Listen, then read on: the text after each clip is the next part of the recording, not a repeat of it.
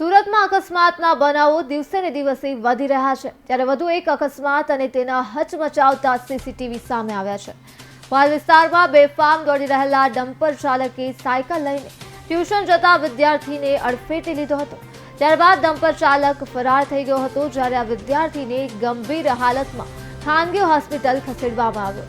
તો ઘટનામાં ફરિયાદ નોંધાતા જ પોલીસે ગુનો નોંધી ડમ્પર ચાલકની શોધખોળ હાથ ધરી હતી। આ દરમિયાન પોલીસે ગણતરીના કલાકોમાં જ આરોપીને પકડી પાડ્યો છે।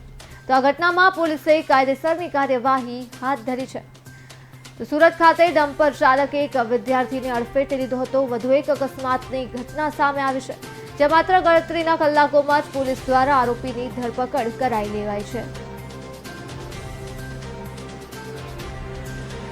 ગઈ તારીખ 16/11/24ના રોજ બપોરના સમયે એક ડમ્પર ચાલક ભેસાણથી મોનાર્ક તરફ આવતો હતો।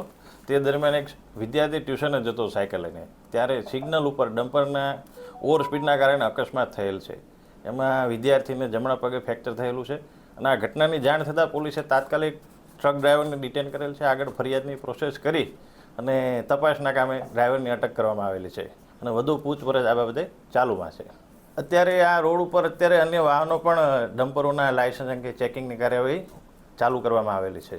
આના આધારે જે ઘટના જગ્યા છે તેના સીસીટીવી ફૂટેજ મેળવવામાં આવેલ છે તપાસના કામે, અને તે અંગે યોગ્ય તપાસ કરી આગળની કાર્યવાહી તપાસના અંગે ચાલુ કરવામાં આવેલ છે। ચાલકે એવું જાણે કે સિગ્નલ બંધ થવાની તૈયારી હતી અને તે દરમિયાન બનાવ બનેલો છે, એટલે આ સિગ્નલ ખરેખર બંધ થઈ ગયેલું હતું કે કેમ એ અંગે પણ પોલીસ અત્યારે સીસીટીવી આધારે તપાસ ચાલુ કરેલ છે।